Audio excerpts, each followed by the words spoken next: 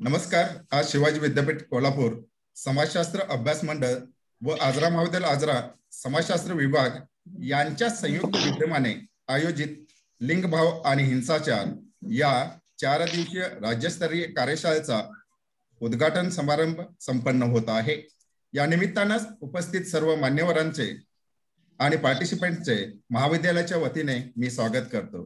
मित्र हो, खरं पाहायला गेलं तर स्त्री व पुरुष लिंग गुणोत्तरावर खूप बोललं जातं. अलीकडच्या कालखंडामध्ये ट्रान्सजेंडरवर बोललं जाऊ लागलं आहे. तरीही समाजामध्ये लिंग हिंसाचार दिसून येतो. पुनश्च एकदा या कार्यशाळेमध्ये सर्वांचं मी स्वागत करतो आणि या कार्यक्रमाचे प्रास्ताविक करण्यासाठी डॉक्टर अविनाश वर्धन सरांना आमंत्रित करतो. अविनाश वर्धन सर. धन्यवाद सर. शिवाजी विद्यापीठ कोल्हापूर समाजशास्त्र अभ्यास मंडळ व जनता एज्युकेशन सोसायटी संचलित आजरा महाविद्यालय आजरा समाजशास्त्र विभाग यांच्या वतीनं आयोजित केलेल्या 4 दिवसीय कार्यशाळेमध्ये आपणा सर्वांचं मी स्वागत करतो. या कार्यशाळेच्या उद्घाटन प्रसंगी या कार्यशाळेचे उद्घाटक समाजशास्त्र अभ्यास मंडळाचे अध्यक्ष आदरणीय डॉक्टर मच्छिंद्र सक्ते सर, या पहिल्या व्याख्यानाचे व्याख्याते अभिमान संस्थेचे अध्यक्ष युवा उद्योजक आदरणीय विशाल पिंजारी सर, या कार्यक्रमाचे अध्यक्ष आमच्या महाविद्यालयाचे प्राचार्य आदरणीय डॉक्टर AN सादळे सर, आणि या लिंगभाव आणि हिंसाचार या विषयाला ज्यांनी उचलून धरलं, या विषयासंबंधी जे लोक अतिशय संवेदनशील आहेत ते समाजशास्त्राचे प्राध्यापक, संशोधक, अभ्यासक यासोबतच इतर सर्व समाजातील घटकांनी ज्यांनी या कार्यशाळेसाठी 500च्या वर लोकांनी नोंदणी केली आहे, त्या नोंदलेल्या सदस्यांचे उपस्थित असलेल्या सर्व सदस्यांचे मी या कार्यशाळेचा समन्वयक या नात्यानं सर्वप्रथम स्वागत करतो. या कार्यशाळेच्या एकूणच प्रास्ताविकेला आणि उद्देशिकेची भूमिका मांडण्यापूर्वी मी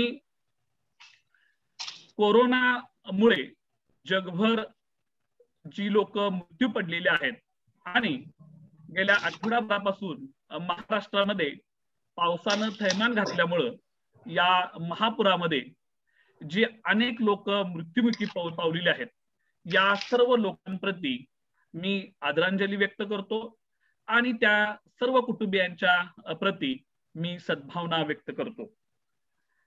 जनता एज्युकेशन सोसायटी आणि आजरा महाविद्यालय आजरा या दोन्ही संस्था अतिशय दुर्गम अशा आजरा भागामध्ये आहेत आणि गेली 60-70 वर्ष या दुर्गम भागामध्ये अनेक प्रकारचे सामाजिक शैक्षणिक उपक्रम राबवत ज्ञानदानाचे महत्वपूर्ण कार्य करण्याचं काम या दोन्ही संस्थांच्या माध्यमातून गेले अनेक वर्ष होत आहे. आमचा समाजशास्त्र विभाग देखील आमच्या संस्थेनं घालून दिलेल्या उद्देशानुसारच कार्य करतोय. खरं तर आमच्या महाविद्यालयामध्ये समाजशास्त्र जो विभाग आहे स्वतंत्र असा विभाग नाही, म्हणजे तिथं TY आमचं सेपरेट असं स्वतंत्र डिपार्टमेंट नाही. आमच्याकडे फक्त FY आणि SY पर्यंतच समाजशास्त्र हा विषय शिकवला जातो.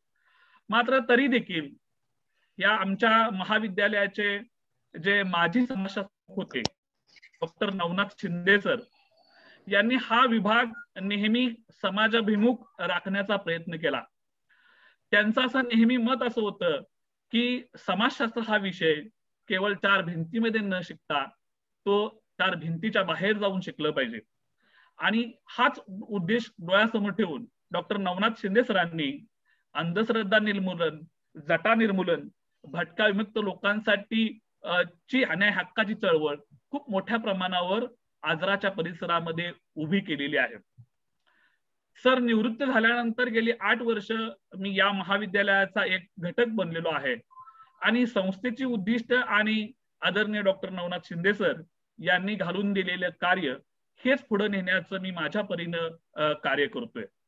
आणि स्वतंत्र विभाग जरी नसला तरी देखील मी आमच्या समाजशास्त्राच्या विद्यार्थ्यांना वेगवेगळ्या अभ्यासशैली, फील्ड वर्क वेगवेगळ्या विषयांवर गटचर्चा या पद्धतीने मांडण्याचा प्रयत्न सातत्याने करत असतो. माझा उद्देश एवढाच असतो की समाजशास्त्र हा विषयाबद्दल विद्यार्थ्यांमध्ये आपुलकी, आवड निर्माण झाली पाहिजे आणि या विषयाबद्दलची जाणीव जागृती विद्यार्थ्यांना जसं वाढत जाईल तसं समाजशास्त्र हा विषय देखील मोठा होत जाईल. हाच त्या पाठीमागचा माझा प्रामाणिक हेतू असतो.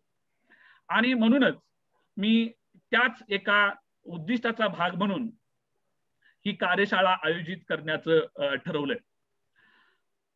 कार्यशाळा कोणत्या विषयावर घ्यायची हे ज्यावेळी मी विचार करत होतो त्याला देखील जे प्रेरणास्थान आहेत ते म्हणजे आजच्या या उद्घाटन सत्राचे जे उद्घाटक आहेत ते आदरणीय डॉक्टर मच्छिंद्र सक्ते सर आहेत.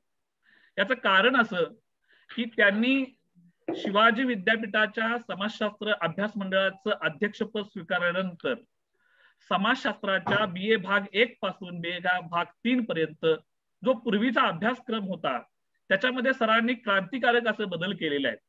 म्हणजे समाजशास्त्राचा विद्यार्थी ज्यावेळी पदवी घेऊन आता बाहेर पडतोय तर त्यावेळी जवळपास 16 विषयांचं म्हणजे समाजशास्त्रातील उपविषयांचं त्याला किमान माहिती, किमान ज्ञान प्राप्त होतंय. आणि ते असं महत्वपूर्ण बदल करण्याचं खूप मोठं धाडस आदरणीय सक्ते सरांनी केलेलं होतं. त्याच एकूण विषयापैकी जो BA भाग 2 साठी लिंगभाव आणि हिंसाचार जो पेपर आहे तो सरांनी गेल्या 2 वर्षापासून समाजशास्त्राच्या विद्यार्थ्यांसाठी लावलेला आहे. आणि गेल्या महिन्यामध्ये देवचंद महाविद्यालय समाजशास्त्र विभागामार्फत भारतातील समाजशास्त्री विचारवंत या मालिकेमध्ये, या व्याख्यान मालिकेमध्ये बोलताना, इरावती कर्वेंच्या समाजशास्त्री योगदानाबद्दल बोलताना सक्ते सरांनी अशी इच्छा व्यक्त केली होती की जे नवीन अभ्यासक्रम लावलेले आहेत त्याच्या अनुषंगानं चर्चा व्हावी किंवा विद्यार्थ्यांना त्याच्याबद्दलची माहिती अधिक कळेल. तो विचार सांगितली सरांनी, अपेक्षा मी सरांच्या जवळ पुन्हा एकदा बोलून दाखवली आणि सरांनी तात्काळ त्या कार्यशाळेला संपूर्ण सहकार्य करण्याचं मान्य केलं. आणि मग त्या पद्धतीनं अनेक वक्ते त्याच्याबाबतचे फायनल झाले आणि ही आज प्रत्यक्षात या विषयावर कार्यशाळा होते. सक्ते सरांचं आणखी एक महत्वपूर्ण योगदान मला बोलावंसंच वाटते म्हणून, कारण सक्ते सर हे दलित महासंघाच्या निमित्तानं संपूर्ण महाराष्ट्राला परिचित आहेत. एक राजकीय भूमिका घेऊन अन्यायग्रस्त लोकांच्या बाजूने लढणारा कार्यकर्ता, एक रांगड नेतृत्व म्हणून महाराष्ट्राला परिचित आहे. मात्र गेल्या 2-4 महिन्यामध्ये अँटोनिया ग्राम्सी आणि इरावती कर्वे यांच्यावर दिलेले जे ऑनलाईन सरांनी जे लेक्चर असायत ते समाजशास्त्राच्या अभ्यासकांना अतिशय महत्वपूर्ण आहेत. त्यामुळं त्या दोन्ही कार्यासाठी मी सरांचं मनपूर्वक सर्वप्रथम या ठिकाणी आभार मानतो आणि धन्यवाद व्यक्त करतो.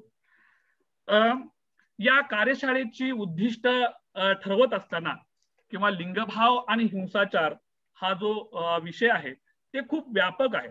मात्र समाजामध्ये एकूणच लिंग, सेक्स या सगळ्या, सेक्शुअलिटी या सगळ्या गोष्टींकडे बघण्याचे एक पूर्वग्रह दृष्टिकोन आहेत.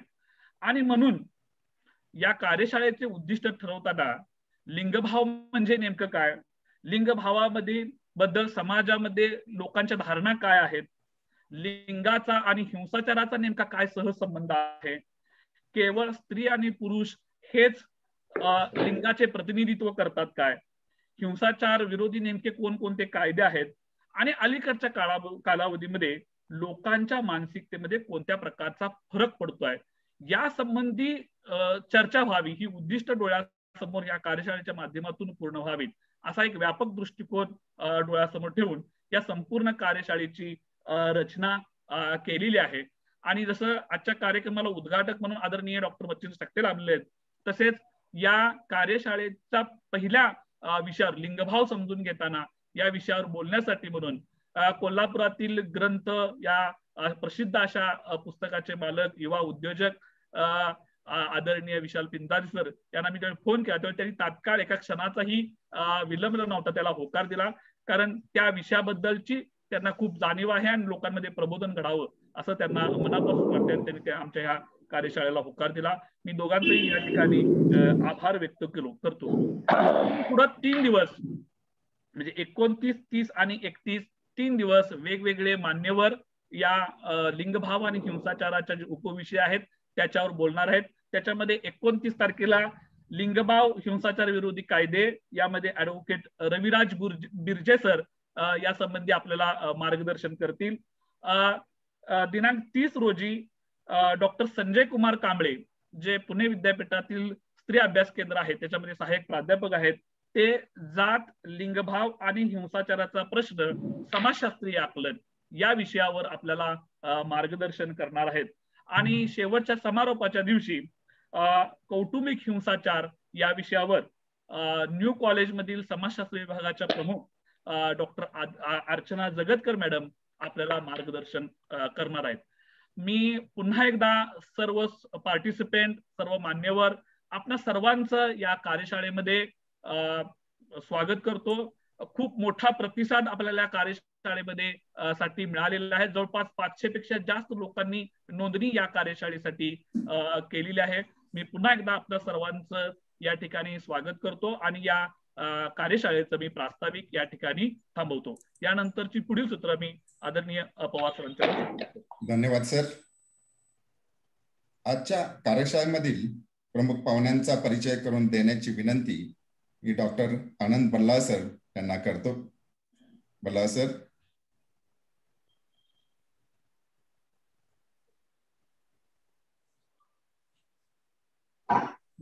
धन्यवाद सर. धन्यवाद सर. जनता एज्युकेशन सोसायटी आजरा संचलित आजरा महाविद्यालय आजरा समाजशास्त्र विभाग आणि शिवाजी विद्यापीठ कोल्हापूर समाजशास्त्र अभ्यास मंडळ आयोजित लिंगभाव व हिंसाचार या 4 दिवसीय राज्यस्तरीय कार्यशाळेला आज सुरुवात होते आहे.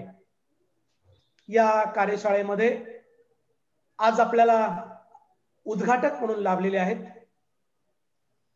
दलित महासंघाचे अध्यक्ष, शिवाजी विद्यापीठ कोल्हापूरच्या समाजशास्त्र अभ्यास मंडळाचे अध्यक्ष आदरणीय प्राध्यापक डॉक्टर मच्छिंद्र सकटे सर. खरे तर सरांना कोण ओळखत नाही असं नाही, परंतु एक कार्यक्रमाची औपचारिकता म्हणून केवळ त्यांचा परिचय करून देण्याची जबाबदारी माझ्यावर देण्यात आलेली आहे. सरांचं शिक्षण MA PhD गेली 30 वर्ष सर उमरत येथील सौ मंगलताई रामचंद्र जगताप महिला महाविद्यालय येथे अध्यापन करीत आहेत. भारतीय समाजशास्त्र, सामाजिक चळवळ, मानवाधिकार, ग्रामीण समाजशास्त्र, समुदाय अभ्यास हे सरांचे अभ्यासाचे विशेष क्षेत्र आहे. महाराष्ट्रातील मातंग समाजाचा समाजशास्त्रीय अभ्यास हा सरांचा संशोधनाचा विषय आहे. सातारा आणि सांगली जिल्ह्यातील पारधी जमातीचा समाजशास्त्रीय अभ्यास हा लघु संशोधन प्रकल्प सरांनी UGCच्या सहकार्याने पूर्ण केलेला आहे. अण्णाभाऊ साठे एक सत्यशोधक, नामांतर आणि नंतर जगातले धर्म बरखास्त करूया, देशाबाहेर आणि समतावादी साहित्य एक महाप्रवाह हे 5 ग्रंथ सरांचे प्रकाशित आहेत. अनेक नियतकालिकातून सरांचे शोधनिबंध प्रसिद्ध आहेत. राज्यस्तरीय आणि केवळ राष्ट्रीयच नव्हे तर जर्मनी येथे 1994 मध्ये झालेल्या 13व्या जागतिक समाजशास्त्र परिषद, 2014 ला जपान येथे झालेली 18वी ISA जागतिक समाजशास्त्र परिषद, 2015 ला बँकॉक थायलंड येथे झालेली AUAES आंतरराष्ट्रीय परिषद, 2016 ला ऑस्ट्रेलिया येथील 3ऱ्या ISA समाजशास्त्र परिषद आणि 2016 मध्ये क्रोएशिया येथे IUAES आंतरराष्ट्रीय परिषदेमध्ये सरांनी आपले शोधनिबंध सादर केलेले आहेत. याशिवाय हाँगकाँग, मकाऊ, इटली, स्वित्झर्लंड, हंगेरी आदी देशांना सरांनी भेटी दिलेल्या आहेत. सरांच्या कार्याचा आवाका एवढा मोठा आहे की सरांना काही अतिशय महत्त्वाच्या अशा संस्थांचं सदस्यत्व त्यांना मिळालेलं आहे. त्यामध्ये नवी दिल्लीतील इंडियन सोशिओलॉजिकल सोसायटी, मराठी समाजशास्त्र परिषद, शिवाजी विद्यापीठ समाजशास्त्र परिषद, international sociological association Spain, international union of anthropological and ethnological sciences आणि नवी दिल्लीतील इंडियन सोशल सायन्स असोसिएशन या संस्थांचं सदस्यत्व सरांना प्राप्त झालेलं आहे. याशिवाय सरांना खूप मोठे मोठे पुरस्कार प्राप्त झालेले आहेत. त्यातले काही महत्वाचे पुरस्कार मी आपल्या पुढे सांगतो. कोल्हापूर कागलचा समाज भूषण पुरस्कार, लातूरचा अण्णाभाऊ साठे पुरस्कार, नांदेडचा सत्यशोधक पुरस्कार, ठाण्याचा अण्णाभाऊ साठे पुरस्कार, नवी दिल्लीचा महात्मा ज्योतिबा फुले राष्ट्रीय सन्मान पदक, असे अनेक पुरस्कार सरांना आतापर्यंत प्राप्त झालेले आहेत. याशिवाय लोकशाहीर अण्णाभाऊ साठे विकास महामंडळ मुंबईचे अध्यक्षपद सरांनी भूषवलेलं आहे. नांदेडच्या आंबेडकरवादी साहित्य संमेलनाचा अध्यक्षपद, याशिवाय मराठी अँथ्रोपॉलॉजिकल सोसायटी पुण्याचे अध्यक्ष आणि RC 17 इंडियन सोशियोलॉजिकल सोसायटीचे को कन्व्हेनियर अशी काही पदं, महत्वाची पदं सर भूषवलेली आहेत, भूषवत आहेत. सरांनी खूप मोठं काम केलेलं आहे आणि आज सर आपल्या समोर या ठिकाणी लिंगभाव व हिंसाचार या विषयाच्या अनुषंगानं आपलं मनोगत व्यक्त करणार आहे. त्याचबरोबर आज आपल्याला लाभलेले या पहिल्या दिवसाचे वक्ते आहेत माननीय श्री विशाल पिंजारे. खरं बघायला गेलं तर एक अतिशय प्रेरणादायक वक्ता म्हणून पिंजारी सरांची ओळख आहे. कोल्हापुरामध्ये राजारामपुरीत ग्रंथ हे पुस्तक विक्रीचे जे दालन आहे, त्या पुस्तक विक्री दालनाचे प्रमुख म्हणून सर काम पाहत आहेत. याशिवाय सर प्रकाशक म्हणूनही सर काम बघतात. अनेक नवोदित लेखकांना त्यांनी प्रकाशित आणण्याचं काम केलेलं आहे. लेस्बियन, गेज, बायसेक्शुअल, ट्रान्सजेंडर म्हणजेच LGBTIQA या समुदायाला एकत्र आणणारी अभिमान ही जी संस्था आहे, या कोल्हापुरातल्या पहिल्या संस्थेचे संस्थापक म्हणून पिंजारे सरांची ओळख आहे. याशिवाय TEDx स्पीकर म्हणूनही त्यांची महत्वाची ओळख सांगितली जाते. असे आदरणीय विशाल पिंजारी सर हे आजच्या या कार्यक्रमाला प्रमुख वक्ते म्हणून आपल्याला लाभलेले आहेत. आजचे उद्घाटक आणि आजच्या कार्यक्रमाचे प्रमुख वक्ते या दोघांचंही मी महाविद्यालयाच्या वतीनं, शिवाजी विद्यापीठाच्या समाजशास्त्र अभ्यास मंडळाच्या वतीनं या ठिकाणी स्वागत करतो आणि हा परिचयाचा माझ्याकडे जबाबदारी संपली असं नंतर पुन्हा सूत्रे आदरणीय पवार सर. धन्यवाद सर, आपण अतिशय सविस्तर पाहुण्यांची ओळख करून दिली. यानंतर आजच्या लिंगभाव आणि हिंसाचार या कार्यशाळेचे उद्घाटन करण्यासाठी डॉक्टर मच्छिंदर सकटे, अध्यक्ष समाजशास्त्र अभ्यास मंडळ शिवाजी विद्यापीठ कोल्हापूर यांना आमंत्रित करतो. Sakate sir. Thank you very much. Ajara महाविद्यालयातल्या सगळ्या प्राध्यापकांचे मी पहिल्यांदा मनापासून आभार मानतो. माझा आवाज येतोय? येतोय sir. Thank you doctor Avinash Vardhan. Board of studies Shivaji university Kolhapur आणि आजरा महाविद्यालय आजरा यांच्या संयुक्त विद्यमानं आज राज्यस्तरीय कार्यशाळा संपन्न होत आहे. अत्यंत महत्वाचा, सर्वांच्या दृष्टीने जिव्हाळ्याचा असा हा विषय. खरं तर या निमित्तानं आपण माणूस आणि माणुसकी या दोन मूल्यांना स्पर्श करणार आहोत. त्याची चर्चा या 4 दिवसामध्ये अपेक्षित आहे. हे जे टायटल आहे ते लिंगभाव आणि हिंसाचार अशा पद्धतीने, आणि या टायटल खाली आजची ही स्टेट लेवल वर्कशॉप होत आहे. या कार्यशाळेचे सन्माननीय अध्यक्ष प्राचार्य डॉक्टर सादळे सर, IQAC चे समन्वयक डॉक्टर पोतदार सर, या संस्थेचे चेअरमन अशोकांना चराटी, आणि ज्यांच्या धडपडीतून, ज्यांच्या कष्टातून, ज्यांच्या तळमळीतून ही कार्यशाळा संपन्न होत आहे, ते आमचे तरुण मित्र डॉक्टर अविनाश वर्धन, सहभागी सर्व माझे मित्र, डॉक्टर अर्जुन जाधव सरांचं मी नाव वाचलं, आणखी डॉक्टर प्रभाकर, ते आता बरीच आहेत, समाजशास्त्राचे अनेक प्राध्यापक आहेत, विद्यार्थी आहेत, सगळ्यांचं मनापासून स्वागत करतो. आजच्या या कार्यशाळेसाठी विशेष व्याख्यान ज्यांचं ठेवलेलं आहे ते मान या संस्थेचे संस्थापक सन्माननीय विशाल पिंजारी सर, की जे आज लिंगभाव समजून घेताना असा त्यांच्या दृष्टीनं आणखी जिव्हाळ्याचा विषय ते मुक्तपणानं आपल्या पुढं सादर करणार आहे. मित्रांनो, ही कार्यशाळा 4 दिवस चालणार आणि या 4 दिवसाच्या कार्यशाळेमध्ये खरं तर लिंगभाव आणि हिंसाचार या अनुषंगानं खरोखर एक चांगली चर्चा इथं होणार आहे आणि या गोष्टीचा मला अतिशय आनंद आहे. या 4 दिवसामध्ये आज उद्घाटन होत आहे. विशाल पिंजारी सर आपली भूमिका मांडणार आहे. उद्या 29 तारखेला ऍडव्होकेट रविराज बिर्जे यांचं लिंगभाव हिंसाचार विरोधी कायदे याच्यावरती मार्गदर्शन होणार आहे.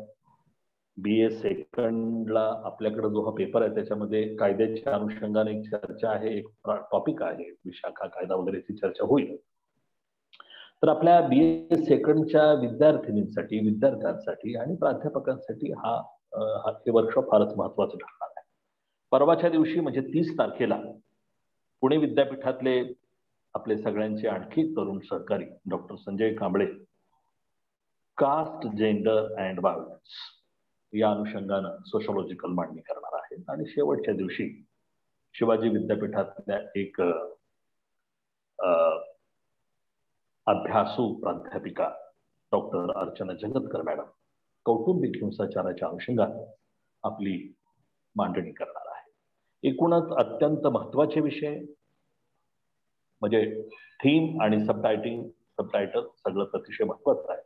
आणि हे आयोजन करण्यामध्ये अविनाश वर्धन आणि त्यांच्या सगळ्या टीमनं जे योगदान दिलेलं आहे, मी पहिल्यांदा सगळ्यांचं अभिनंदन करतो. आणि कार्यक्रमाच्या सुरुवातीला या कार्यशाळेचं उद्घाटन झालं असं जाहीर करतो. मित्र हो, माझ्यासाठी वेळ फार कमी दिलेला आहे आणि वेळ खूप झालेला आहे. खरं म्हणजे माझा वेळ निघून गेलेला आहे असं म्हटलं तरी चालेल. कारण अविनाश वर्धन म्हणाला होता 11ला शार्प आपण सुरू करणार आहे आणि 11:30 पर्यंत तुम्ही बोलू शकता. आता तर 11:30 नंतरच माझं सुरू झालेलं आहे बहुतेक करून, आय डोंट नो एक्झॅक्टली. त्यामुळे मी थोडंसं एक 15-20 मिनिटाची जेवढी काही चर्चा होईल तेवढी मी करण्याचा प्रयत्न करतो. आपल्याप्रमाणे मलाही विशाल सरांचं ऐकायचं आहे आणि मलाही हे सगळं समजून घ्यायचं आहे. तर जगातल्या प्रत्येक समाजामध्ये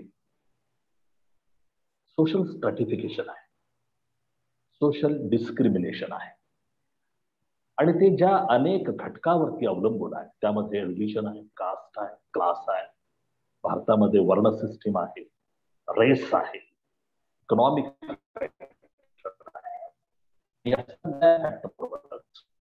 जेंडर हा सुद्धा एक फॅक्टर आहे. जेंडर म्हणत नाही मी, सेक्स असं नाही म्हणतो.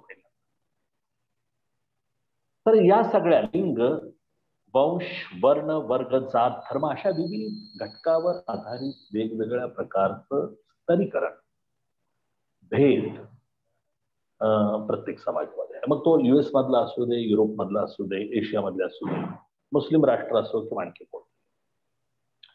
आतापर्यंत आपण लिंग या शब्दाला सेक्स अशा अर्थानं वापरत होतो आणि त्याच्यामध्ये सगळी चर्चा स्त्रियांच्या अनुषंगानं होत होती.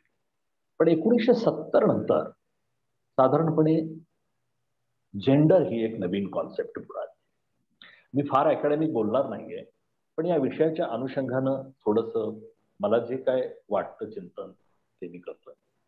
जेंडर ही कॉन्सेप्ट जी आहे ती खरं तर मानवनिर्मित अशा पद्धतीच्या भेदभावाशी संबंधित आहे. लिंग, दॅट इज सेक्स, ही कॉन्सेप्ट बायोलॉजिकल फॅक्टरवरती अवलंबून आहे. It's connected to biological factor. Sex त्याच्यामध्ये मग मेन अँड विमेन, फार तर त्याच्यामध्ये आता LGBT हाही आपण समावेश करायला काय हरकत नाही. तर दिस ऑल इज कनेक्टेड विथ जैविक घटक किंवा बायोलॉजिकल फॅक्टर. याच्यामध्ये आजपर्यंत स्त्री आणि पुरुष हे त्यांचं जे शारीरिक अवयवामधले भेद आहेत त्या आधारे हे डिस्क्रिमिनेशन आहे. पण 1970 नंतर जेंडर ही कॉन्सेप्ट लिंग भाव या अर्थानं पुढे आली. त्यामध्ये स्त्रीच्या संदर्भात स्त्री शब्द नाही, स्त्रीत्व अशा अर्थानं तो शब्द वापरतात. पुरुषाच्या संदर्भात पुरुष नव्हे, पुरुषत्व अशा अर्थानं ही कॉन्सेप्ट वापरली जाते. तर स्त्री पुरुष यांच्यामध्ये केला जाणारा फरक किंवा स्त्री पुरुष यांच्यामध्ये केला जाणारा भेदभाव दॅट इज लिंगभाव. तर त्या अर्थानं जेंडर ही कॉन्सेप्ट थोडीशी आपल्याला समजून घ्यायची आहे. जेंडर ही कॉन्सेप्ट समाज आणि संस्कृतीने ठरवली आहे. स्त्री पुरुषामधला फरक जो समाजानं केलेला आहे तो फरक जेंडर कॉन्सेप्ट मध्ये आलेला आहे. आणि नैसर्गिक फरक जो आहे दॅट इज फिजिकल डिफरन्स तो सेक्स या कॉन्सेप्ट मध्ये आलेला आहे. मी पुन्हा एकदा क्लिअर करतो जाता लिंग ही कॉन्सेप्ट शरीर रचनेशी संबंधित आहे. लिंग भाव ही कॉन्सेप्ट शरीर रचनेशी संबंधित नव्हे तर मानव निर्मित समाज निर्मित अशा पद्धतीशी संबंधित आहे. LGBTची जी कॉन्सेप्ट आहे ती सुद्धा शरीर रचनेशी प्रामुख्यानं संबंधित आहे आणि समाजाशी सुद्धा संबंधित आहे. आपण स्त्री पुरुषांच्या अनुषंगानं बोलणारच आहोत, परंतु LGBTच्या संदर्भात सुद्धा थोडस आज बोलणं आवश्यक आहे की आजपर्यंत आपण स्त्री आणि पुरुष दोनच जाती मानत होतो. खरं तर जाती म्हणणं हे काय मला बरोबर वाटत नाही, दोन भेद मानत होतो. पण याशिवाय आणखी एक भेद आज जगानं मान्य केलेला आहे आणि तो म्हणजे LGBT कम्युनिटी. आणि या अनुषंगानं आपल्याला माहित असेल की नाज फाउंडेशन केस सुप्रीम कोर्टामध्ये जी चाललेली होती त्या केसमध्ये होमोसेक्शुअलच्या संबंधानं एक महत्वाचा कायदा तयार करण्यात आला. यापूर्वी Indian Pinal code that is IPC 377 प्रमाणे होमोसेक्शुअल सेक्शुअलिटी हा क्राईम असायचा. आता मात्र 1977 नंतर त्या कायद्यानंतर नाज फाउंडेशन सुप्रीम कोर्टानं सांगितल्यानंतर होमोसेक्शुअल हा आता क्राईम मानला जात नाही. तर LGBT साठी गव्हर्नमेंटनंच आणि मोदी गव्हर्नमेंटच्या काळामध्ये हा कायदा झालेला आहे की हा गुन्हा नाही आहे होमोसेक्शुअल. यामध्ये LGBT मध्ये ट्रान्सजेंडर पर्सन्स ऍक्ट मगाशी सांगितलं तो इथं मान्य करण्यात आलेला आहे. तृतीय पंथीयांना रेकग्निशन मान्य झालेलं आहे. सोशल जस्टिस मध्ये त्यांचा समावेश झालेला आहे. शिक्षणामध्ये नोकरीमध्ये त्यांना भेदभाव करता येणार नाही, कोणालाही भेदभाव करता येणार नाही, तर त्यांना सुद्धा अधिकार असेल या गोष्टी मान्य केल्या आहेत. तरी सुद्धा अजून या कायद्यामध्ये सुधारणा झाली पाहिजे. जो कायदा झालेला आहे तो LGBT कम्युनिटीला सर्वस्वी मान्य नाही, ती काही सुधारणा अपेक्षित करतायत आणि त्या अनुषंगानं काळाच्या ओघामध्ये पुन्हा चर्चा होईल, आंदोलनं होतील आणि त्यातूनही LGBTच्या अपेक्षा आणि भावनांना न्याय मिळेल अशा पद्धतीची अपेक्षा करायला काय हरकत नाही. तर अशा पद्धतीने कायदे लॉ झालेला असला तरी तो इम्प्लिमेंट होणं सुद्धा तितकंच महत्वाचं आहे. आणि मला तर असं वाटतं की कुठल्याच अनुषंगानं जगातल्या कोणत्याही समाजामध्ये डिस्क्रिमिनेशन नसावं असं वाटणारा मी एक विषय. आपल्याला आठवत असेल, मला नेमकं सांगता येणार नाही, परंतु काही उदाहरणं मी सांगेन की LGBT मधले जे लोक आहेत त्यांच्याबद्दल फार लोकांचे गैरसमज पुरुषांचे पण आहेत आणि स्त्रियांचे पण आहेत. आणि त्याच्यामुळं हे लेखक कवी किंवा सिनेमामध्ये सुद्धा यांची प्रतिमा व्यवस्थित दाखवली नाही. बऱ्याच वेळेला LGBT म्हणजे क्रूर आहेत, कोणीतरी कपटी आहे अशा पद्धतीची त्यांची प्रतिमा समाजामध्ये उभी करण्याचा प्रयत्न केला जातो. हे लोक घातकी आहेत, डेंजर आहेत, मर्डरर आहेत अशा पद्धतीची मांडणी केली. मर्डरपूर नावाचा जो सिनेमा आहे त्याच्यामध्ये एक असाच जी काही व्यक्ती आहे तिला मर्डरर आणि क्रूर मर्डरर अशा पद्धतीला दाखवण्यात आलेला आहे. मला असं वाटतं की जसे सिनेमा कादंबरीमध्ये स्त्री प्रधान कादंबऱ्या असतात, स्त्री प्रधान सिनेमा असतात, तशाच पद्धतीनं तृतीय पंथीयांना सुद्धा हिरो म्हणून, हिरोईन म्हणून मांडलं पाहिजे आणि ते आलं पाहिजे. मला वाटतं त्या अक्षय कुमारचा एक पिक्चर काहीतरी आलेला आहे, मला पाहता आलेला नाहीये, पण मला असं वाटतं भारतामध्ये जे अनेक पक्ष आहेत त्यामध्ये राष्ट्रवादी काँग्रेस पक्ष हा एक पक्ष असून या पक्षानं LGBT संदर्भात स्वतंत्र सेल केलेला आहे. तसे मागासवर्गीय सेल असतात अनुसूचित जाती जमातींच्यासाठी, किंवा युवती सेल आहे, बेरोजगार सेल आहे, तसा LGBT सेल राष्ट्रवादी काँग्रेसनं निर्माण केलेला आहे. LGBTची लोकसंख्या भारतामध्ये सुमारे 50 लाख आहे असं मानलं जातं. आणखी हा आकडा जर कमी जास्त असेल तर विशाल सरांनी तो अचूक करायला हरकत नाही. असो तर मित्रांनो, जेंडरमध्ये फक्त स्त्री पुरुषच नाही तर स्त्री पुरुषांच्या बरोबरीनं LGBT कम्युनिटीचाही समावेश करतोय. LGBT दॅट इज लेस्बियन, गे, बायोसेक्शुअल आणि ट्रान्सजेंडर अशा तऱ्हेनं त्याची फोड केली जाते. तर पुरुष, स्त्री आणि LGBT. मित्रांनो, एक गोष्ट आणखी एक आपण समजून घ्यायला पाहिजे की जगामधले सगळे धर्म जे आहेत ते पुरुष प्रधान आहेत आणि त्याचे निर्माते मुख्यतः पुरुष आहेत. जगातली सगळी समाज व्यवस्था पुरुष प्रधान आहे. जगातल्या बहुतेक संस्कृती प्रामुख्यानं बहुसंख्येनं पुरुष प्रधान आहे. जगातली बहुसंख्य कुटुंब संस्था ही पुरुष प्रधान आहे. त्यामुळं संसार निर्मितीमध्ये जरी स्त्रियांचा सहभाग असला तरी संस्कृती निर्मितीमध्ये पुरुषांचा प्रभाव राहिलेला आहे. या गोष्टीकडे आपण दुर्लक्ष करून चालणार नाही, कारण त्यावरतीच खरं तर लिंगभाव आणि हिंसाचार ही कॉन्सेप्ट अवलंबून आहे. आणि हिंसाचाराचा आणि या गोष्टीचा कसा संबंध आहे ती गोष्ट आपल्याला इथे सांगता येईल. मित्रांनो, व्हायोलन्स जे आहे ही सुद्धा कॉन्सेप्ट आपण जाता जाता समजूया. एक तर व्हायोलन्स अनेक प्रकारचे. व्हायोलन्स स्त्रियांच्या अनुषंगाने आपण बोलतोय, जेंडर व्हायोलन्सच्या अनुषंगाने बोलतोय. सायकोलॉजिकल व्हायोलन्स आहे, फिजिकल व्हायोलन्स आहे, सेक्शुअल व्हायोलन्स आहे, फायनान्शियल व्हायोलन्स आहे आणि स्पिरिच्युअल व्हायोलन्स आहे स्त्रियांच्या अनुषंगाने. सायकोलॉजिकल व्हायोलन्स मध्ये काय तर स्त्रियांच्या संदर्भामध्ये सायकोलॉजिकली जरा डिप्रेस तिच्यावर ओरडायचं, ती एखादी बोलायला लागली की तू गप, तुला विचारले का, तुला कोणी बोललंय का मध्ये मध्ये करायला. चार माणसामध्ये, नातेवाईकांच्या मध्ये, मित्रमंडळींच्या मध्ये तिथला अवमानित करायचं, मध्ये मध्ये चोंबडापण करू नकोस, शांत बस, मी बघतोय, मी करतोय. ही दॅट इज सायकोलॉजिकल व्हायलन्स. ओरडायचं, तिचा अपमान करायचा, तिला भीती दाखवायची किंवा तिला वेगळं ठेवायचं, वेगळं ठेवून तिला काही निर्णय घ्यायचे, कौटुंबिक असतील, सांसारिक असतील वगैरे. That is psychological violence. त्याच्यानंतर फिजिकल व्हायलन्स. फिजिकल व्हायलन्स मध्ये मग तिला मारहाण करायची, चटके द्यायचे वगैरे वगैरे, अगदी मर्डरपर्यंत फिजिकल व्हायलन्स. Sexual violence. जगभरामध्ये अलीकडं हा व्हायलन्सचा प्रकार फार मोठ्या प्रमाणात वाढत चाललेला आहे. अविनाश, अरे ते मध्ये सारखं माझ्या येतंय ते काहीतरी आणि मला ते ऍडमिट करावं लागतंय, ते झालं, मला डिस्टर्ब होतोय त्याचा. सॉरी कधी सर बघा काय येते सर तुमच्याकडून, तुमची माझ्यासमोर क्लिअर दिसते स्क्रीन. हा ठीक आहे, ओके. तर सेक्शुअल व्हायलन्स जगभर वाढत जाणारा हा हिंसाचाराचा प्रकार आहे.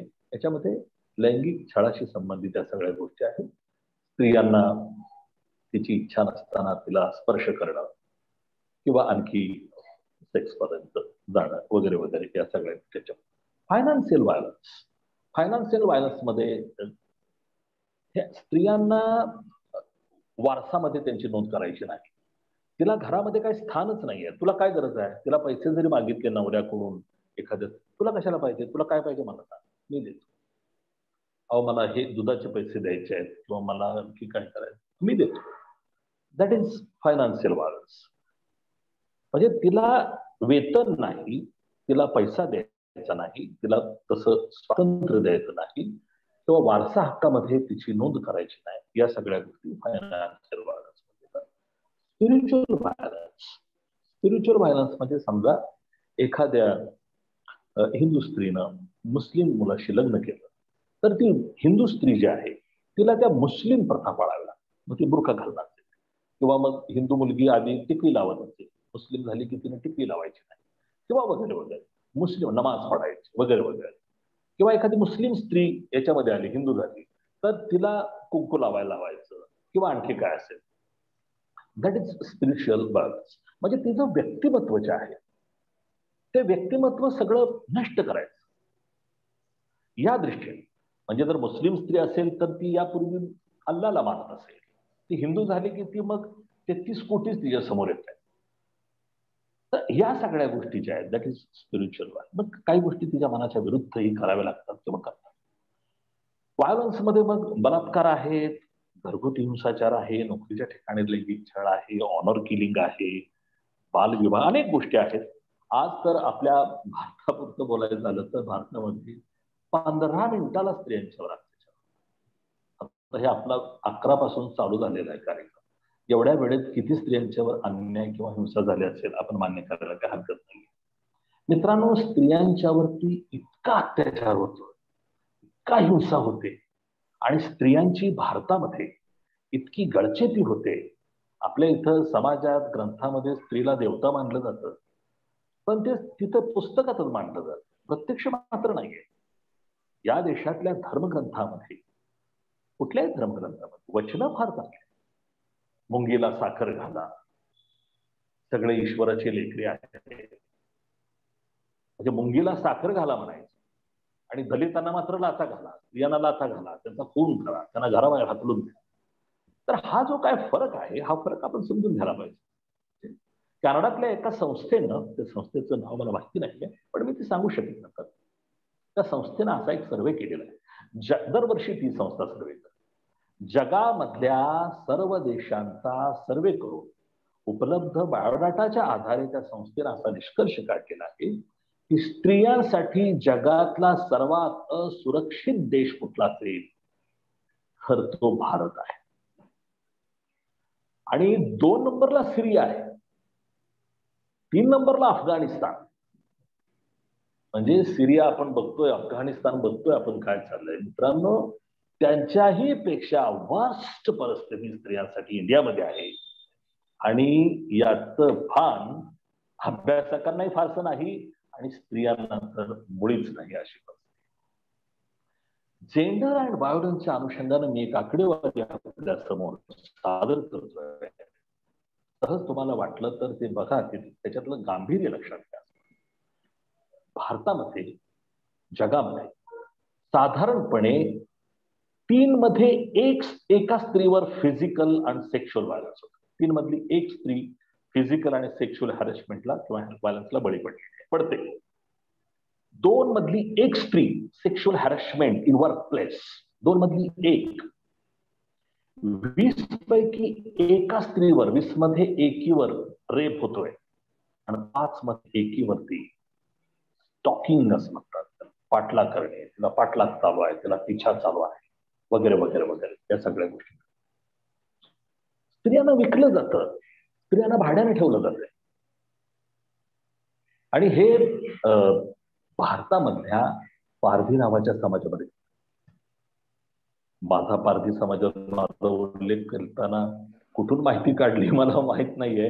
ज्यांनी ही माहिती काढली त्यांना मी ती बायोडाटा मला एकदा पाठवा असं मी सांगेन, कारण माझ्याकडे ऍक्च्युली तो नाहीये. पण पारधी समाजाचा जेव्हा मी अभ्यास केला त्यावेळेला मी थक्क झालो की पारध्यामध्ये बायकांना भाड्यानं सुद्धा ठेवलं घेतलं. समजा एखाद्या पारध्यानं गुन्हा केला आणि वकिलाला पैसे द्यायचे आहेत, कुणाला कोर्टात पैसे द्यायचे आहेत, पोलिसांना पैसे द्यायचे, त्याच्याकडे जर पैसे नसले तर तो म्हणतो की माझी ही रांड तुझ्याकडे ठेव. तिकडं बायकोला रांड म्हटलं जातं, आपल्याकडं रांड म्हटलं तर त्याचा अर्थ वेगळा असतो. कोल्हापुरात रांडेचा हा शब्द तर अतिशय कॉमन आहे, परंतु बायकांना म्हणत नाही, बायकोला पारध्यामध्ये रांड म्हणतात. तर ही रांड म्हणजे पत्नीला भावाकडं, चुलत भावाकडं किंवा त्यांच्यातल्या कोणाकडे ही गहाण ठेवली जाते आणि त्याच्याकडून पैसे घेतले जातात. आणि हा मग जेलमध्ये जातो किंवा सुटून आल्यानंतर पुन्हा काहीतरी चोऱ्या माऱ्या दरोडे घालतो, त्याचे पैसे देतो आणि पुन्हा त्याला तो सोडवतो. दरम्यानच्या काळामध्ये वर्ष 2-2 वर्ष हे पारधे आत असतात, तोपर्यंत त्या बाईला मुलं सुद्धा होत असतात. आणि मुलं जर झाली आणि विशेषतः त्यात मुलगी जर झाली तर तिथं मुलगीला फार मान कसला, तिला हुंडा मिळतो. मुलगी असेल तर तिथं मुलीला हुंडा देण्याची पद्धत आहे. असो, तर असं आहे. माझ्याकडे तर एक अशी घटना आहे पारध्यांची की 80 वर्षाच्या एका म्हाताऱ्यानं 14 वर्षाच्या मुलीबरोबर लग्न केलेल्या घटना मी पाहिलेली आहे आणि त्या म्हाताऱ्याला पण मी भेटलेलो आहे. ज्या मुलीवरती नातू प्रेम करत होता तीच मुलगी पुन्हा आजी झाली त्याची, असं एक चित्र, गमतीशीर चित्र. मी युरोपमधलं सांगत नाही, भारतातलंही सांगत नाही, मी सातारा जिल्ह्यातलं सांगतो आपल्याला. ओके, तर अशा तऱ्हेनं एकूणच स्त्री आणि हिंसाचाराचं हे साधारण ढोबळमानानं स्वरूप सांगता येईल. मी पुन्हा एकदा सांगतो, एक दाखला देऊन, की सिमॉन बोवियर नावाची एक फेमिनिस्ट आहे, तिनं असं सांगितलं की सेक्स ही बायोलॉजिकल कॉन्सेप्ट आहे आणि ती असं म्हणते की जेंडर इज सोशल कन्स्ट्रक्शन. लिंगभाव ही सामाजिक गोष्ट आहे. ती असंही म्हणते, आणि ते वाक्य फार महत्वाचं आहे, की women is woman is not born but she is made in kitchen patriarchal culture. स्त्री ही माणूसच आहे खरं तर, पण तिला स्त्री बनवलं जातं. आणि तिला स्त्री कुठं बनवलं जातं? In kitchen of patriarchal culture. Kitchen म्हणजे स्वयंपाकघर अशा अर्थानं नाहीये, पण पितृसत्ताक संस्कृतीच्या परिघामध्ये तिला स्त्री म्हणून निर्माण केलं जातं असं ती म्हणते. आणि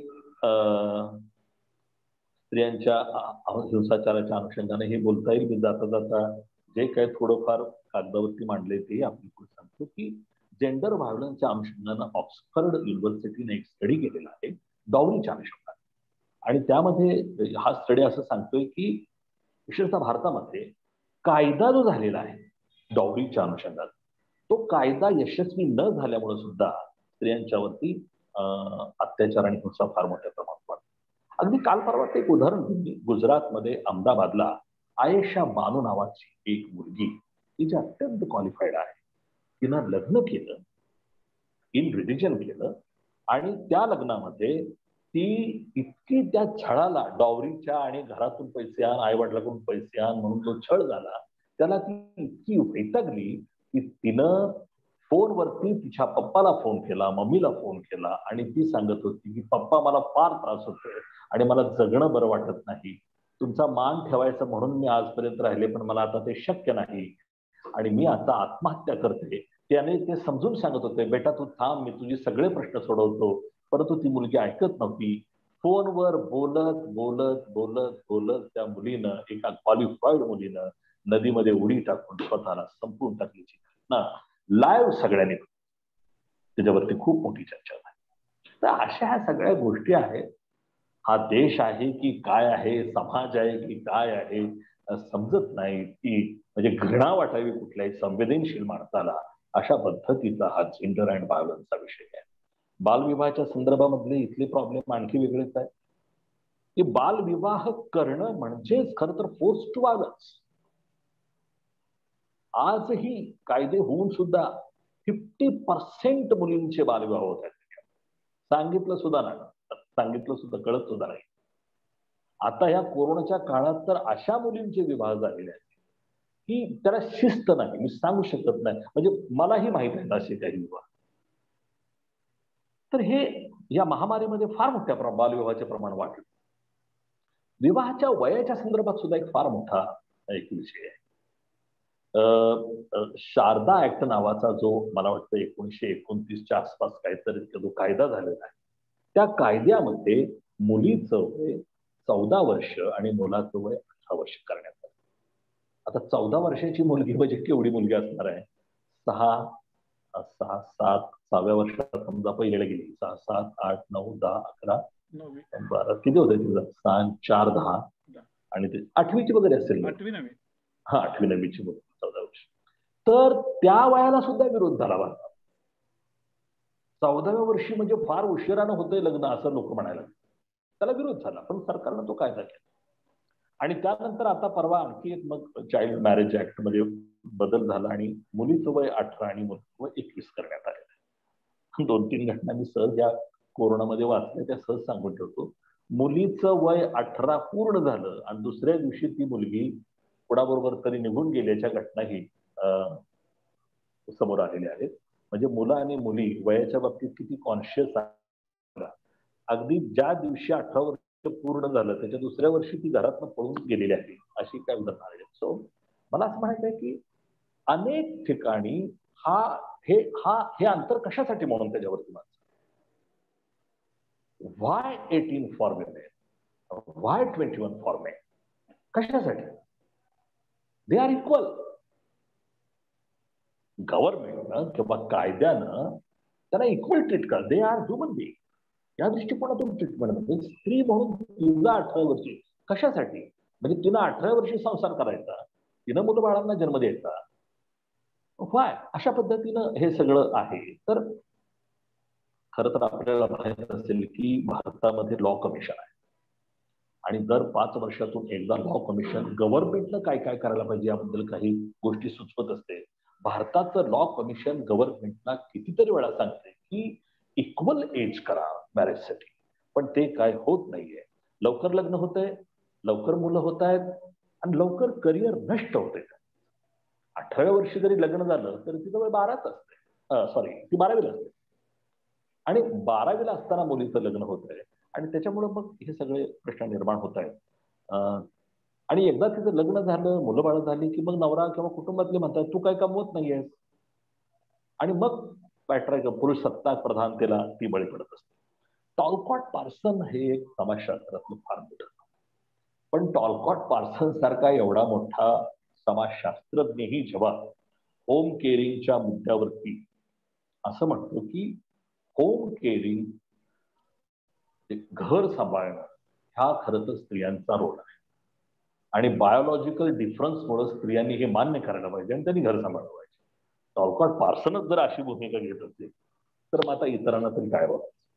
असो, अनेक स्त्रियांच्या हिंसाचाराची उदाहरणं सांगता येतील. आपल्याला माहित असेल की युपीमध्ये परवा एक रेप प्रकरण घडलं होतं. मागही एक प्रकरण, आता आपल्या देशात तर सारखंच घडतं.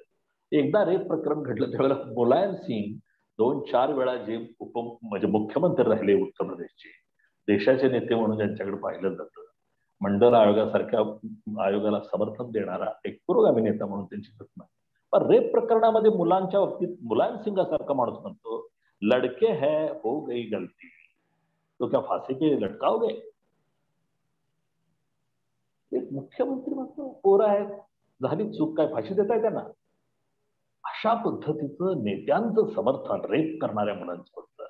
It's a very shocking step. आपण ह्या गोष्टीकडे खरं तर आणि कितीतरी उदाहरण आहेत. परवा हाथरसचं प्रकरण झालं उत्तर प्रदेशमध्ये. त्यावेळेला कलेक्टर जातो त्या हाथरस मधल्या घरी जातो, मीडिया बाहेर आहे, लाईव्ह त्यांचे हे करतात आणि कलेक्टर त्या मुलीच्या पालकांना म्हणतोय कि मीडिया आज है कल चल जाएंगे, उसके बाद तो हम आपको सोच लो कॉम्प्रोमाइज. म्हणजे मुलायम सिंग सारखं शासन आणि हा कलेक्टर प्रशासन, शासन आणि प्रशासन जर का स्त्रियावरील हिंसाचाराच्या अनुषंगानं अशा पद्धतीची भूमिका घेत असेल, जेंडर हे डिस्क्रिमिनेशन आणि व्हायलन्स असं काय नष्ट होऊ शकतं? बेल हुक नावाची युनायटेड स्टेट्स मधली एक फेमिनिस्ट आहे. ती फेमिनिस्ट अशी म्हणते की इंटरसेक्शुअलिटी बद्दल तिनं काय मत मांडली. ती असं म्हणते की स्त्री ही कमी आहे, म्हणजे तिला कनिष्ठ स्तरावर लेख काय म्हणतात ठेवलं जातं, कनिष्ठ मानलं जातं. आपल्या सगळ्यात जगामध्ये पुरुष श्रेष्ठ आणि स्त्री कमी आहे. पण बेल हुक असं म्हणते की स्त्री म्हणून ही कमी आहे, पण एवढ्यावरती ती कमी नाहीये. स्त्री म्हणून कमी आहे, भारतामध्ये ती एससी आहे म्हणून आणखी त्याच्यापेक्षा कमी आहे. ती जर ब्लॅक असेल तर ती ब्लॅक आहे म्हणून कमी आहे. म्हणजे स्त्रीमध्ये सुद्धा हा जो भेद आहे, स्त्री आहे म्हणून ब्राह्मण स्त्री आणि मातंग स्त्री किंवा पारधी स्त्री किंवा एखादी भटक्या समाजातील स्त्री यांना इक्वल मानलं जात नाहीये, इक्वल स्टेटस यांचा नाहीये. म्हणून या सगळ्या क्रिस्टीन डेल्फी नावाची युएस मधली एक सोशॉलॉजिस्ट आहे आणि ती असं म्हणते मॅरेजच्या अनुषंगाने की marriage is a labour contract. मुस्लिम धर्म म्हणतो की मॅरेज इज अ कॉन्ट्रॅक्ट, विवाह हा एक करार. ही म्हणते की marriage is a labour contract. तिचं असं म्हणणं आहे की स्त्रियांशी लग्न जे पुरुष करतात ते घरामध्ये एक कामासाठी माणूस मिळावा म्हणूनच लग्न केलं जातं. भारतामध्ये जीडीपी जी आहे, जीडीपी जी मोजली जाते, काउंट केली जाते, म्हणजे ग्रॉस डोमेस्टिक प्रोडक्ट.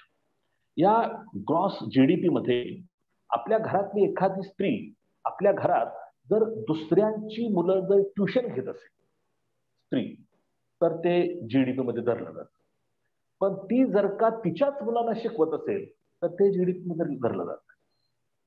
एखादी मोलकरीण स्त्री धुणं भांडी करायला जेव्हा बाहेर जाते त्यावेळेला तिचा खर्च जीडीपी मध्ये धरला जातो.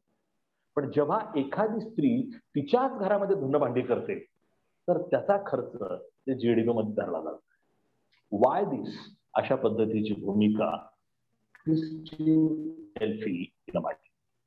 आणि सगळ्यात म्हणजे केअर इकॉनॉमी नावाची जी गोष्ट आहे त्या अनुषंगाने ही जगभर सध्या चर्चा होते. यामध्ये सगळ्यात मला आश्चर्य वाटतं ते स्त्रिया सुद्धा हे सगळं काम मानत नाही. ते म्हणतात कर्तव्य, आणि पुरुष म्हणतात ते तिचं काम आहे. तर स्त्रिया जर अशा भावनेने बघत असतील तर त्यांचं हा जो काय डिस्क्रिमिनेशन आहे ते लवकर थांबेल असं काय मला वाटत नाही. मी थोडक्यात संपवतोय, मी गाडीकडे पाहिलेलं नाही पण तरी पण मी संपवतोय. स्त्री भ्रूण हत्येच्या अनुषंगाने चर्चा करणं शक्य आहे, आणि जर नाही केली तर काय? किती हत्या पोटात मारायचं. पूर्वीची माणसं अडाणी होती, ती जन्मल्यानंतर पुरत होती जर फिमेल असेल तर अपत्य. आता पोटातच ठरवतं आणि पोटातच मारायचं. आणि हे मारणारे कोण आहे? आदिवासी लोक नाही आहे, त्याच्यात एससी मधले लोक नाही आहेत. डॉमिनंट कास्ट मध्ये याचं प्रमाण जास्त आहे, सर्व आहे. श्रीमंत लोक याच्यामध्ये जास्त आहे. महाराष्ट्र याच्यात आघाडीवर आहे, पंजाब हरियाणा याच्यामध्ये आघाडीवर आहे, गुजरात आघाडीवर आहे. ही राज्य तर प्रगत राज्य आहेत भारतात, आणि या प्रगत राज्यामध्ये स्त्री भ्रूण हत्येचं प्रमाण जास्त आहे. आणि आता तर मुलगा पाहिजे हा अभ्यास आहे ना, मुलगा पाहिजे म्हणजे मुलगी नको, पुन्हा डिस्क्रिमिनेशन. आणि अलीकडे तर असं एक सायन्स डेव्हलप झालेलं आहे की मला काय म्हणायचं बघा, आता माझं चुकलं तर मला माफ करा. पुरुषांच्या मध्ये जे शुक्राणू असतात, स्पर्म मला वाटतं इंग्लिशमध्ये म्हणतात त्याला, हे जे शुक्राणू आहेत त्याच्यामध्ये एक्स आणि वाय असतात. तर ते शुक्राणूमध्ये एक्स कुठला आणि वाय कुठलं ते आता कळायला लागलं. त्यामुळं काही भारतातले लोक अति पैसेवाले आहेत, ते परदेशात जातात, तिथं त्यांचं ते एक्स वाय बाजूला करतात आणि मुलगा पाहिजे म्हणून वाय स्त्रीच्या बरोबर ते फलित करून त्यांना मुलगाच होतो. विशेषतः सरोगसी, मदर सरोगसी ही जी कॉन्सेप्ट आहे त्याच्यामध्ये मुलगाच होतोय. नावं मी फक्त घेत नाही, पण तुम्ही नजर टाकली की तुमच्या लक्षात येईल की मोठे मोठे राजकारणी लोक वगैरे आहेत त्यांना मुलगेच होत आहेत. हे लग्न झालं की थोडे दिवसानं परदेशात जातात आणि तिकडून आले की त्यांच्या स्त्रीला दिवस जात आहेत आणि मुलगा होतो. ओके, असं ही चर्चा आहे. आणि एका स्त्री चळवळीमध्ये, स्त्री भ्रूण हत्येतल्या एका चळवळीमध्ये काम करणाऱ्या महाराष्ट्रातल्या सर्वात मोठ्या स्त्रीनं हे सांगितलेलं आहे. मी ते फक्त तुमच्या बरोबर शेअर केलेलं आहे. ऑनर किलिंग बद्दल एक, म्हणजे एखाद्या स्त्रीनं, मुला मुलीनं कास्ट सोडून, घराणं सोडून जर विवाह केला तर आपण त्यांची हत्या करतोय. घरातलेच लोक हत्या करतायत. त्या मुलाचीही हत्या, मुलीचीही हत्या. सैराट सिनेमानं आपण सगळं पाहिलंय की हे सगळं कसं होत आहे. सुप्रीम कोर्टानं सांगितलं की there is nothing honourable in honour killing. अरे काय शब्द तुम्ही वापरताय ऑनर किलिंग? काय आहे ऑनर त्याच्यात? चेंज द वर्ल्ड फर्स्ट असं सुप्रीम कोर्टानं सांगितलं. Change the world. What is nonsense? It is a shameful. आणि हे लोक म्हणतात की honour killing it is cold blooded murder. Honour killing is cold blooded murder. आणि आपण म्हणतो ऑनर किलिंग. आणखी एक सांगेन मी की सुप्रीम कोर्टानं असं म्हटलंय की फाशीची शिक्षा देणं बरोबर नाहीये, जन्मठेप द्यायची शिक्षा. आणि त्यांनी असं सांगितलं की रेअरेस्ट ऑफ द रेअर केसमध्ये फाशीची शिक्षा द्यायची.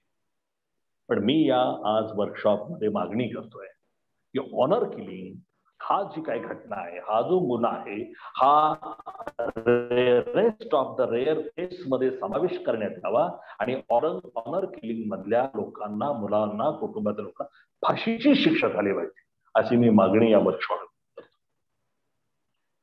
तर ही या सगळ्या खैरलांजीची घटना किती अस्वस्थ करणारी घटना. वेळ नाहीये, इथंच थांबतोय. तर मित्रांनो, जेंडर आणि व्हायलन्स याच्यामधला हा सगळा गोष्टी जर आपल्याला थांबवायची असेल तर ऍक्सेप्ट देअर इज व्हायलन्स. आपण हे मान्य करायला पाहिजे की व्हायलन्स होतोय on the basis of sex, on the basis of gender. ही गोष्ट आपण मान्य करूया. लॉ झाले पाहिजे आणि कायद्यानं काम केलं पाहिजे, इम्प्लिमेंटेशन झालं पाहिजे, एज लिमिट समान झालं पाहिजे. मॅरिटल रेपचा एक कायदा म्हणजे नवऱ्यानं सुद्धा बायकोच्या इच्छेविरुद्ध जर सेक्स केला, जर ती सेक्सला if she is not ready to sex, तर ती कोर्टात जाऊ शकते आणि त्याच्या विरुद्ध केस करू शकते की यानं माझ्या इच्छेविरुद्ध माझ्याशी लैंगिक संबंध ठेवलेले आहे. तर हा कायदा US मध्ये आहे, युरोपमध्ये आहे आणि भारतामध्ये नाही आहे हा कायदा. भारतातला एक नेता असं म्हटला होता ह्या कायद्याच्या अनुषंगानं, अरे ऐसा अगर लॉ होता है तो शादी खतरे में आ जाएगी. अरे यहाँ तो इंसानियत खतरे में है भाई, यहाँ तो इंसान खतरे में है. शादी को क्या लेकर चल रहे हो, किस लिए शादी चाहिए, किसको चाहिए, वगैरे वगैरे. तर सांगण्यात विशेष म्हणजे पाकिस्तानमध्ये सुद्धा मॅरिटल रेप किंवा या अनुषंगानं स्वातंत्र्य आहे. पाकिस्तानमध्ये जर दुसरं लग्न करायचं असेल तर तिकडं आपण म्हणतो तलाक तलाक तलाक म्हणलं की लग्न लगेच तू. पाकिस्तानमध्ये पहिल्या बायकोच्या संमतीशिवाय मुस्लिमांना दुसरं लग्न करता येत नाही, असा कायदा आहे. आणि भारतामध्ये हे सुद्धा कायदे होत नाही. तेव्हा मित्रांनो, इम्प्लिमेंटेशन ऑफ लॉ हा सुद्धा फार महत्वाचा भाग आहे. मी एक सहज उदाहरण सांगतो. निर्भयाचा कायदा जेव्हा झाला त्यावेळेला करोडो रुपयांचा निधी केंद्र सरकारनं प्रत्येक राज्याला दिला स्त्रियांच्या सुरक्षितेच्या अनुषंगाने. आणि महाराष्ट्राला पुरोगामी म्हटलं जातं. का म्हटलं जातं मला अजून कळालेलं नाहीये. तर या महाराष्ट्रानं या निर्भया कायद्यासाठीचा निधी 6 वर्ष खर्च केला नाही. निधी परत गेला आणि that amount was in crore. Education system मधलं मी एवढंच सांगेन की अशा अनेक शाळा आहेत आजही स्टील इन 2021 की जिथं टॉयलेट नाही आहे आणि टॉयलेट नाही म्हणून मुली शाळा सोडतायत, घरात बसतायत आणि घरात बसतायत म्हणून त्यांचे लग्न होत आहेत. अशाही गोष्टी आहेत. या सगळ्या गोष्टीचा आपण विचार करा. Awareness is also very important. पण अवेअरनेस येणार कसा? जर या देशातला एखादा नेताच म्हणत असेल लडके है फाशी दोगे क्या उसको, आणि हाथरस सारखे एक कलेक्टरच म्हणत असेल देखो ये तो मीडिया वाले जाएंगे तुम और हम फिर है, कसं अवेअरनेस येणार कसं? काम कसं करायचं? आपल्याला माहित असेल हाथरसच्या प्रश्नावरती त्या मुलीचं प्रेत जळत होतं आणि पत्रकार तिथे गेले आणि त्या प्रेताजवळ जायला कोणालाच परवानगी नव्हती. पोलीस बंदोबस्तामध्ये ती बॉडी जळत होती त्या मुलीची. पत्रकार त्या पोलिसांना विचारत होते ते जळतंय ते काय आहे, what is burning that? Police म्हणत होते आम्हाला माहिती नाहीये, आमच्या साहेबाला विचार. What is shameful thing. तर अशा ह्या सगळ्या गोष्टी आहेत. आणि बेटी बचाओ बेटी पढाओ हे जे अभियान होतं ते एक चांगलं अभियान आहे. म्हणजे आपण पॉलिटिक्सच्या पलीकडे जाऊन थोडासा विचार करूया की मुलगी जन्माला आली की तिच्या खात्यावरती काही रक्कम ठेवली जायची आणि ती रक्कम ती 18 वर्षाची झाल्यानंतर पूर्ण तिला द्यायची. पण तिचं लग्न 18 वर्षापर्यंत झालं नाही. पण हे वाटत बघत नाहीये कोणी. तिचं शिक्षण पूर्ण होत नाही, तिचं त्याच्या आधीच लग्न होतंय आणि ती रक्कम त्या मुलीला मिळत नाही. तेव्हा या सगळ्या गोष्टी आहेत. मित्रांनो, भारताचं संविधान जे आहे त्या संविधानामध्ये खूप प्रश्नांची उत्तरं दिली आहेत. प्रिअम्बल मध्ये सुद्धा we the people of India, we the people मध्ये फक्त पुरुष नाहीये, स्त्रिया पण आहेत, LGBT आहे, सगळे आहेत. We the people of India, आपण सगळे आहोत, आपल्या सगळ्यांची घटना आहे.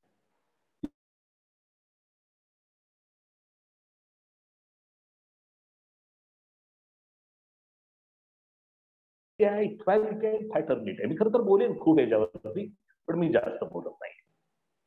2 वर्ष 11 महिने आणि 18 दिवस चर्चा करून हे संविधान बनलेलं आहे. सुमारे 3 वर्ष जगातले एक उत्कृष्ट संविधान, ज्याचे शिल्पकार डॉक्टर बाबासाहेब म्हणत असेल की गरोदरपणामध्ये त्यांना 6 महिन्यांची रजा मिळते. गरोदरपणामध्ये त्यांना 6 महिन्याची रजा मिळते, परंतु त्या 6 महिन्यातला पगार कोणी द्यायचा? गव्हर्नमेंट म्हणते त्या कंपनीने द्यायचा, आणि कंपनी म्हणते बाबा आम्ही कसं काय देणार? कारण एक स्त्री जर कामाला ठेवली, तिला कमीत कमी 2 मुलं झाली की वर्षाचा पगार तिला बसून द्यावा लागणार कंपनीला. या कायद्यामुळं कंपनीनं वयाच्या 40 नंतरच्या बायकांची भरती करण्याचा निर्णय घेतलेला आहे. What a strange.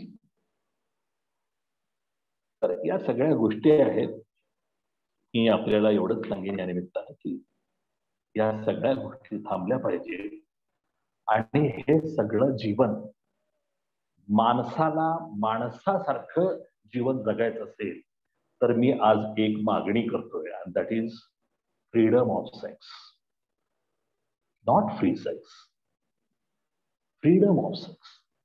प्रत्येकाला आपल्या इच्छेप्रमाणे सेक्स करण्याचं स्वातंत्र्य. ही एक माझं मत आहे, त्याच्यावरती मी खूप सिरियस आहे. बॉलिवूडमध्ये हे आहे, हॉलिवूडमध्ये आहे, युरोपमध्ये तर खूप आहे, बॉलिवूडमध्ये आहे. परवा आमिर खान आणि त्याची बायको होती किरण राव का काय, दोघं प्रेस कॉन्फरन्स मध्ये एकत्र आले, सांगितलं आम्ही बाजूला होतोय. प्रेस कॉन्फरन्स मध्ये दोघं एकत्र आम्ही बाजूला होतो.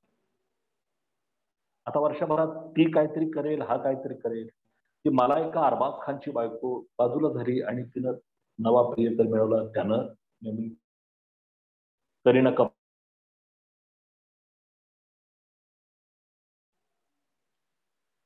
Freedom of sex. लग्न किती होत आहेत मोजत बसू नका, जिथं आनंद आहे. त्यामुळं या सगळ्या ऑनर किलिंग वगैरे या सगळ्या ज्या गोष्टी आहेत त्या बऱ्याचशा थांबतील. मला असं वाटतं की आय एम व्हेरी सॉरी मित्र, असेल जास्त असेल तर माझं एवढंच म्हणणं आहे की एक चांगली चर्चा, महत्वाची चर्चा, माणसाच्या माणूसपणाचं संरक्षण करणारी, माणसाच्या माणूसपणाचा सन्मान करणारी अशी ही कार्यशाळा आहे. आणि विशाल सर नक्कीच आणखी माझ्यापेक्षा काही वेगळे मुद्दे नव्यानं पेश करतील.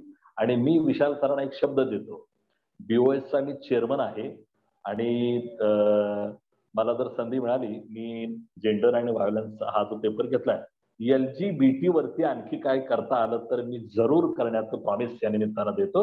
आणि अविनाश वर्धन आणि आपल्या सगळ्या टीमचं मनापासून खूप खूप अभिनंदन करतो. पुढच्या सर्व व्याख्यात्यांसाठी शुभेच्छा देतो आणि माझं उद्घाटकीय भाषण संपवतो. जय भारत, जय संविधान. धन्यवाद सर.